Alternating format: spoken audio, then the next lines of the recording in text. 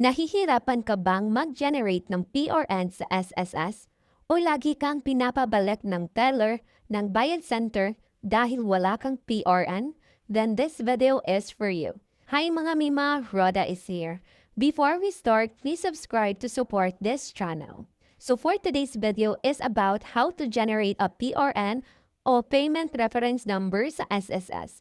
This is a quick tutorial. Without further ado, let's get started. Ano nga ba ang PRN? Ang PRN o Payment Reference Number ay kailangan natin tuwing magbabayad ka ng SSS contribution.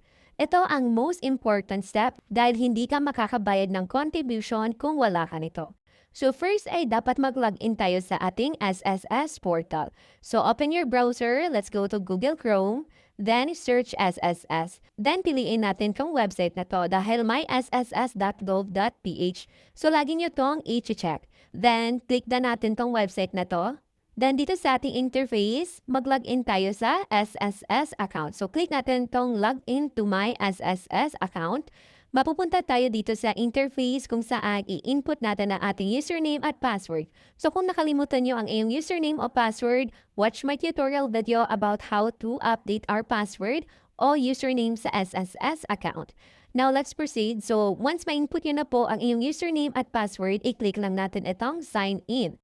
Then, kailangan mag-input tayo ng OTP code. So, kung wala ka ng access sa iyong mobile number, kailangan nyo pong pumunta sa pinakamalapit na SSS branch to update your mobile number. So, kapag naka-receive na tayo ng OTP, i-input na natin ang ating OTP code. And then, click Login. So, may mag-pop-up message tungkol sa data privacy. I-scroll lang natin to and then click I agree. So, mag-generate na tayo ng PRN. So, dito sa ating interface, hanapin itong Payment Reference Number. Ito na yung PRN. So, i-click natin ito. Then, piliin natin yung contribution kasi magbabayad tayo ng contribution. So, click natin yung contribution. Then, dito makikita natin ang membership type. So, dalawa lang yung pwedeng mag-generate ng PRN. It's either voluntary o OFW. So, piliin natin ang voluntary dahil tayo ay voluntary member. So, next naman ay kailangan nating piliin kung anong buwan ang babayaran mong contribution. So, dalawang klase lang ang payment method ng SSS, monthly payment or quarterly payment. So, kung monthly ang payment mo, monthly din yung deadline nito. At kung quarterly naman ang pinili mo, ang deadline ay last month of that quarter. So, kung mapapansin nyo sa mga SSS branches, may napaskin na deadline. At kapag nag-generate kayo ng PRN, makikita rin doon ang due date doon. Katulad na to, January to March, ang due date is April. April to June is July yung deadline. July to September is October. October to December is January. Okay lang naman to, balik pa rin ang payment as long as yung due date na nakalagay ay pasok sa qualification para sa mga inaasahan yung benefits. Lagi nating tandaan na bawat benefits sa SSS ay may kanya-kanyang payment rules ng contribution. So, mas maganda pa rin na bayaran ito sa last month ng quarter para siguradong qualify tayo sa future SSS benefits. Katulad nito, January to March, due date niya is March, April to June is June, July to September is September, October to December is December. So yun mga Mima. Next naman po ay contribution. Pumingi po kayo ng any amount dito. Para sa mga voluntary, ang minimum natin ay 750 at ang maximum naman po ay 3,000 pesos. So pag napili nyo na ang contribution, lalabas agad ang total amount. So dahil pumili ako ng 3,000 pesos, ang lalabas na amount ay 9,000 pesos ang total amount. So next step ay i-click natin ang Generate PRN.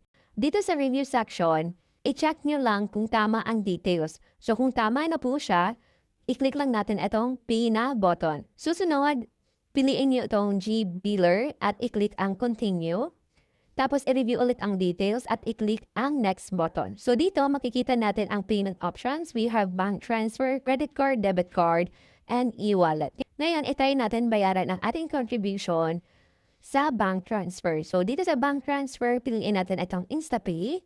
So makikita natin na may transaction fee ng 188 pesos. At dahil namamahalan ako sa transaction fee, hindi ako magbabayad dito. So i-close ko lang ito at babalik ulit ako sa SSS portal. So dito sa SSS portal, makikita nyo sa gilid na nakapag-generate na tayo ng PRN. So kung pipindutin nyo ang pay, babalik lang tayo sa process kanina. So pipindutin ko na itong PDF. So itong PDF na to ay ito na po ang PRN o Payment Reference Number. So, i-download lang natin to and then i-print nito. At ito ang ipapakita nyo kapag magbabayad kayo sa Bayad Center o kaya naman sa SSS branch. Pero mas maganda sa Bayad Center kasi mas mura lang ang transaction fee, 20 lang ata. Or depende sa Bayad Center nyo and hindi mahaba ang pila compare sa SSS branch. So yun lang mga Mima, sana nakatulong tong video na to. If you have any questions or suggestion, comment below. Thank you for watching and don't forget to like, share, and subscribe sa ating YouTube channel. If you want to know more about SSS, watch our other videos.